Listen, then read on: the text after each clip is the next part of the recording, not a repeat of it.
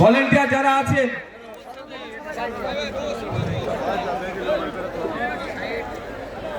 উচ্চ শিক্ষায় শিক্ষিত করুন। দ্বিতীয় কথা ভাই শুনো না, এর মধ্যে কোনো ইন্টারভিউ দেবো না দাদা আমার। দ্বিতীয় কথা, রাজনৈতিক সৌজন্যতা বজায় রাখবেন। রাজনীতির জন্য মারামারি হানাহানিতে জড়াবেন না। তৃতীয় কথা, ল অ্যান্ড অর্ডার হাতে তুলে নেবেন না। Law and order situation create হোক এই কাজ করবেন না। প্রশাসনকে আপনারা সহযোগিতা করবেন। আর একটা কথা বলবো, আপনারা কি শুনতে প্রস্তুত আছেন? হাত তুলুন তো যারা শুনবেন। তৃণমূলের বন্ধুরা আইএসএফ এর সাথে রাজনৈতিক ভাবে পেরে উঠতে পারছে না।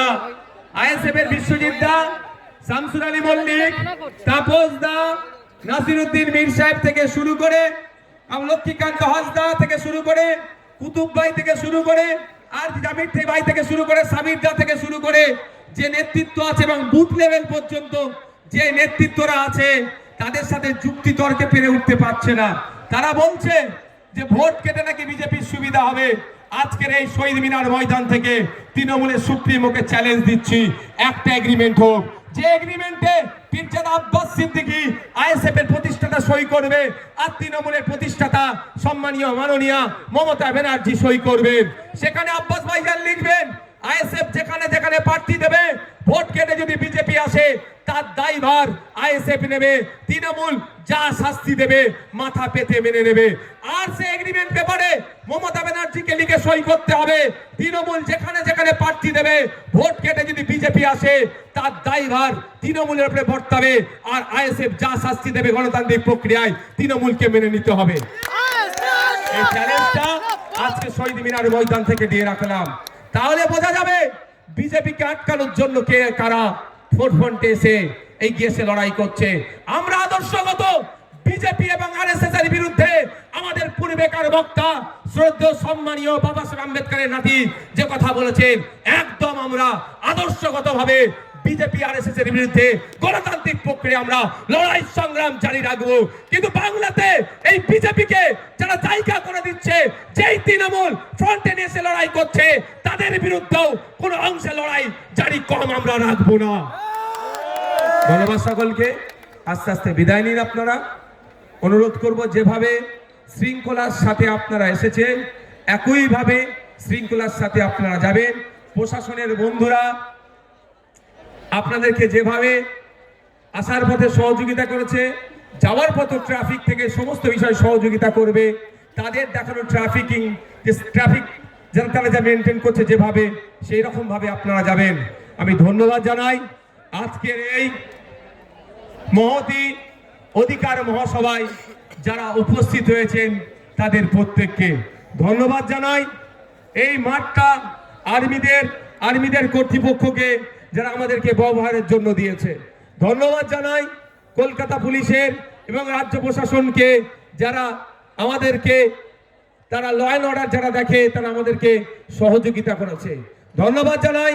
আমাদের রাজ্য কমিটির নেতৃত্ব, জেলা কমিটির নেতৃত্ব, অঞ্চল কমিটির নেতৃত্ব, বিভিন্ন স্তরের নেতৃত্ব যাদের উদ্যোগে আজকে এই মহাসমাবেশ সাফল্যের চূড়ান্ত পর্যায়ে পৌঁছাতে সহযোগিতা পেয়েছে ধন্যবাদ জানাই। আজকের এই প্রোগ্রামের অন্যতম প্রধান অতিথি শ্রদ্ধেয় সম্মানীয় বাবা সাহেব আম্বেদকরের তৃতীয় প্রজন্ম, আমাদের সকলের ভালোবাসার শ্রদ্ধেয়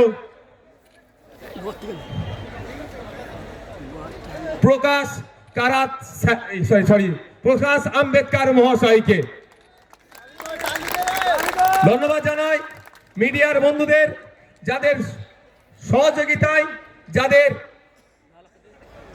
দেখানো ভিডিওতে শুধু এই কলকাতা নয়, জেলা নয়, জেলার গণ্ডি ছড়িয়ে আন্তর্জাতিক স্তরেও আমাদের এই প্রোগ্রামের কর্মসূচি পৌঁছাতে সহযোগিতা করবে। তাই বন্ধুগণ যারা এসেছেন তাদেরকে বলবো না, এর ভেতরে কেউ ঢুকবেন না। তাদেরকে বলবো আস্তে আস্তে আপনারা এখান থেকে বিদায় নিন। এখানে আমাদের মিডিয়ার বন্ধুরা হয়তো কিছু কোশ্চেন করতে পারে। আচ্ছা, আরো ধন্যবাদ জানাই ভাঙড় থেকে আমাদের যারা পঞ্চায়েত নির্বাচনে আমাদের ভাইরা আমাদের দলের জন্য জীবন উৎসর্গ করেছে, সেই পরিবারের লোকজন এসছে। ধন্যবাদ জানাই। আফরাজুলের নাম আপনারা সবাই শুনেছেন, গুজরাটে কিভাবে তারপরে রাজস্থানে কিভাবে তারপরে নৃশংস হত্যা করে তাকে খুন করেছিল, তার পরিবারে আছে। আমি সত্যি একটা কথা আপনাদের বলি, রাজ্য সরকার চলছে না, একটা সরকার নয়, একটা সার্কাস চলছে। ৬,০০০ টাকার মাইনে নাকি সরকারি কর্মচারী। আজকে ডেটে সরকারি কর্মচারী ৬,০০০ টাকার মাইনে আছে? আমার আফরাজুলের মেয়েকে দিয়ে করাচ্ছে, মানে বুঝতে পারছেন কি দ্বিচারিতা করছে। তাই আপনাদের বলবো যে আমাদেরকে সজাগ সতর্ক হতে হবে, আগামী দিনের জন্য তৈরি হতে হবে। আর পরিশেষে এটা কোথাও রাজ্য প্রশাসনের কাছে এখানে আইবি এসবির মাধ্যমে পৌঁছে দিতে চাই। দেখুন, আমরা গান্ধীজির অহিংসার পথকে অবলম্বন করি, মানে এ নয় যে নেতাজি সুভাষচন্দ্র বোসকে আমরা ভুলে গেছি, এটাও আপনাদের কিন্তু মাথায় রাখবে। আমরা শান্তির পক্ষে ছিলাম, আগামী দিনেও থাকবো। আর আমরা অপোজিট সাইড থেকেও সেই সৌজন্যতার আশা করব। অন্যথায় গণতান্ত্রিক প্রক্রিয়াতে সেলফ ডিফেন্স বলেও একটা কথা আছে, এটাকে বৈধতা দিয়ে আছে সেলফ ডিফেন্স। তো সেলফ ডিফেন্সেও না আমাদেরকে চলে যেতে হয়, সেটাও মাথায় রাখবেন। আশা করব আমরা গণতন্ত্রকে মান্যতা দিয়ে মানুষের মতামতকে পাথেয় করে আমরা আগামী দিনের জন্য এগিয়ে যাব। সকলকে ধন্যবাদ জানিয়ে আমি আমার বক্তব্য শেষ করছি।